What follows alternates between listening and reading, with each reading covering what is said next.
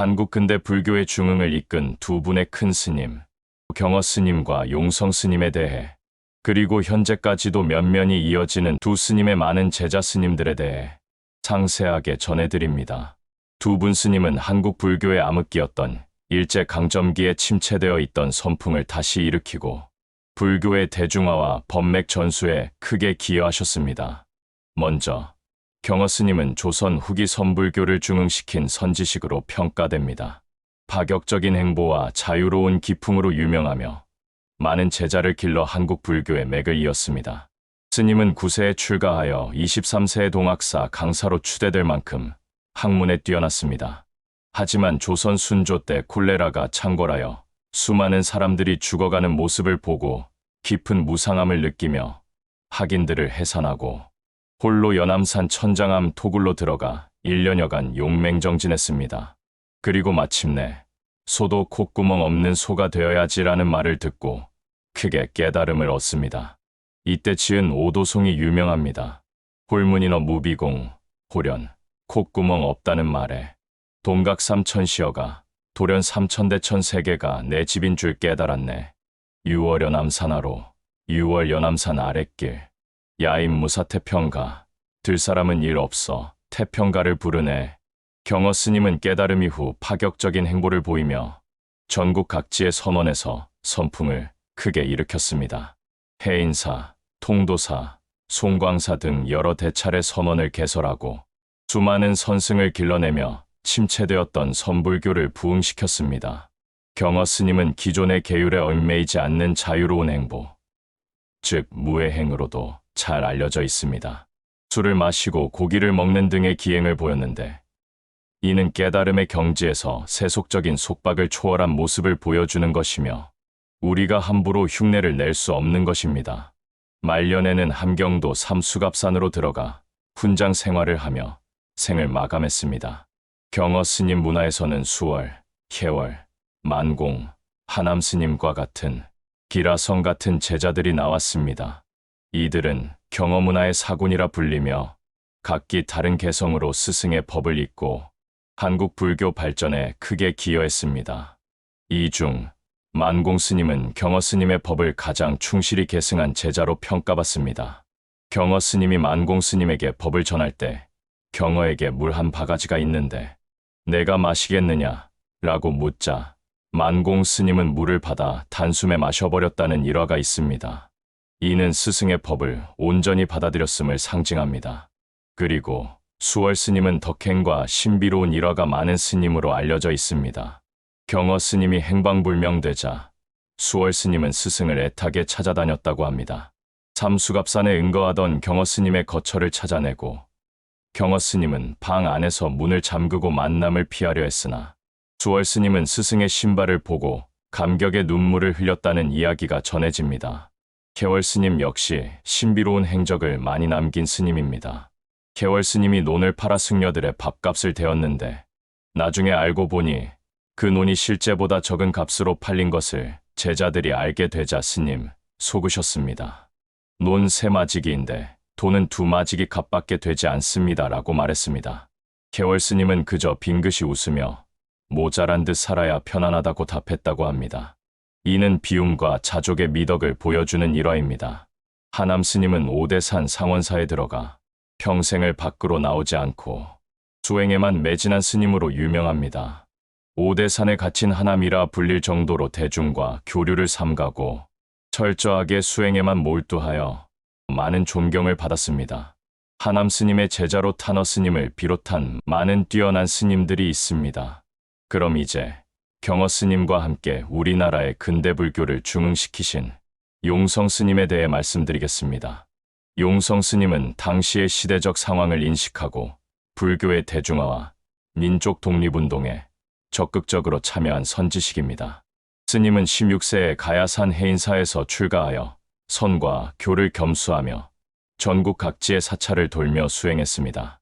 스님은 전통 불교의 수호와 더불어 불교의 대중화와 혁신을 추구했습니다. 억불숭유 정책으로 인해 침체되었던 불교를 일반 대중에게 알리고자 노력했습니다.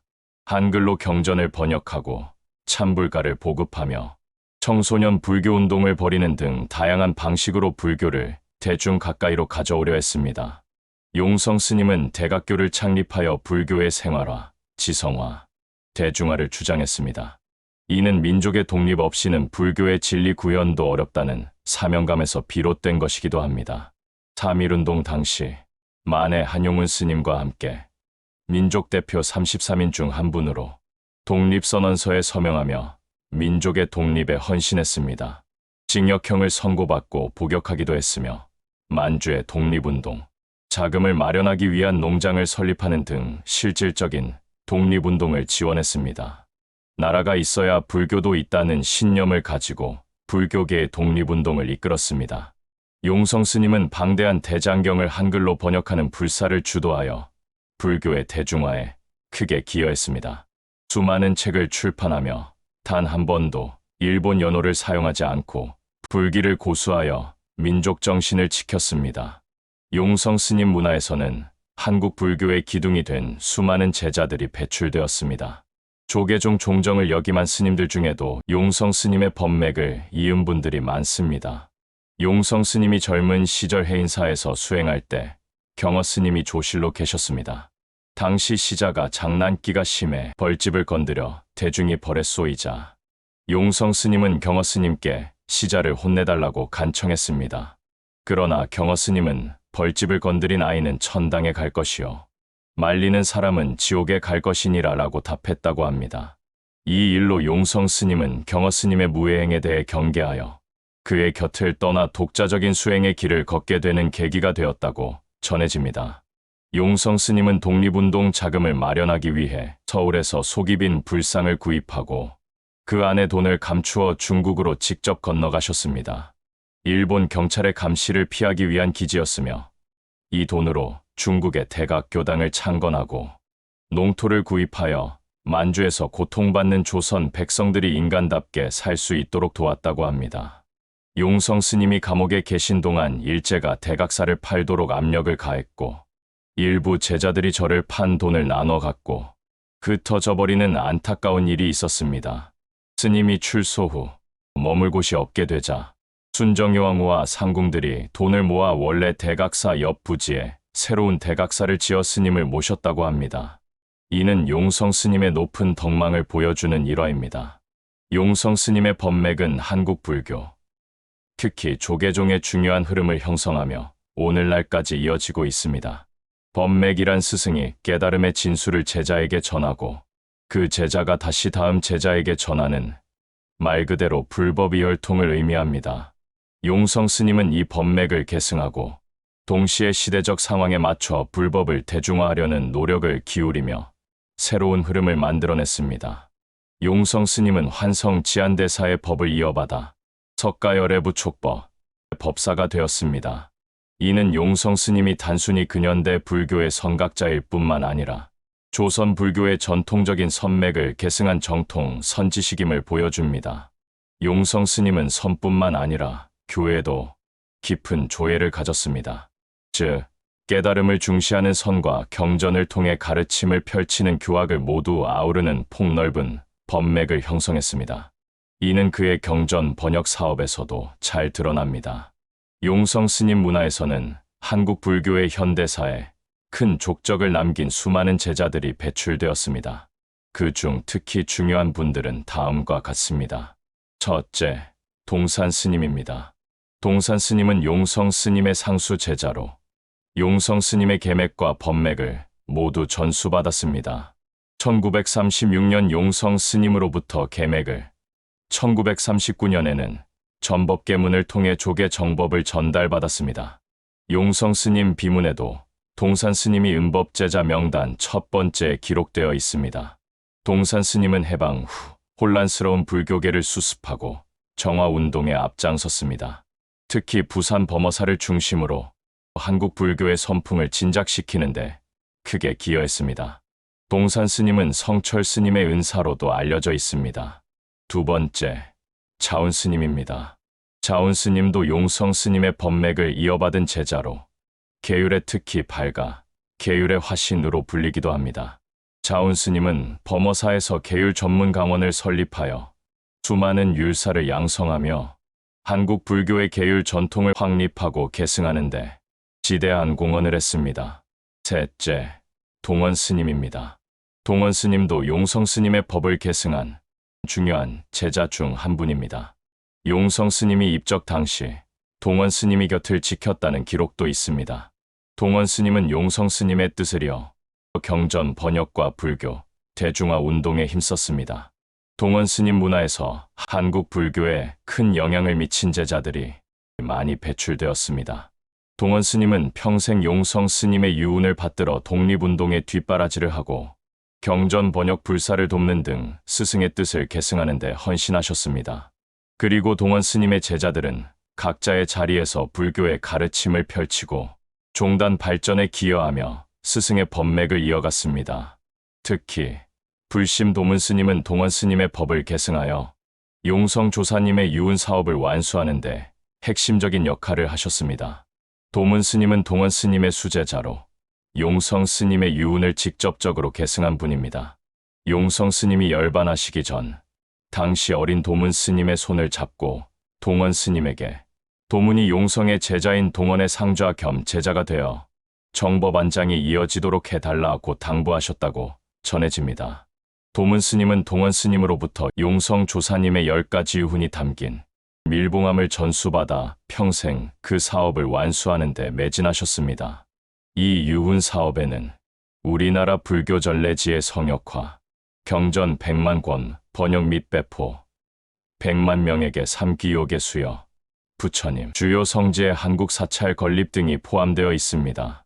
도문 스님은 이 유훈을 실현하기 위해 부처님 탄생지인 네팔 룸비니에 대성석가사를 건립하고 성도지인 인도 보드가야에 대각정사 부지를 확보하는 등 활발한 불사를 진행하셨습니다. 또한 용성조사 기념 사업회 이사장 등을 역임하며 스승의 정신을 널리 알리고 계십니다. 불심이라는 법호는 용성 스님으로부터 하사받은 것이며 이는 부처님의 마음이라는 뜻으로 도문 스님의 정신 세계를 잘 보여줍니다. 동원 스님 문화에는 여러 제자들이 전국 각지의 사찰에서 선수행과 포교 활동을 펼치며 불법을 전했습니다. 동원 스님은 제자들이 스스로 법문을 하도록 배려하고 제자들의 건강까지 염려하며 따뜻하게 지도하신 것으로 유명합니다. 제자들이 용맹정진할 때도 쥐가 파먹네, 어서 문 열어라고 말하며 건강을 챙기게 했다는 일화는 스승의 자애로운 마음을 보여줍니다. 동원 스님의 법맥은 단순히 용성 스님의 가르침을 전수한 것을 넘어 그 가르침을 현대적 의미로 해석하고 민족 불교의 정체성을 지키며 실질적인 불사를 통해 불법을 대중에게 확산시키는 방향으로 이어져 왔습니다. 특히 도문 스님을 통해 용성 조사님의 큰 뜻이 면면히 계승되고 있다는 점은 한국 불교사에서 매우 중요한 의미를 가집니다.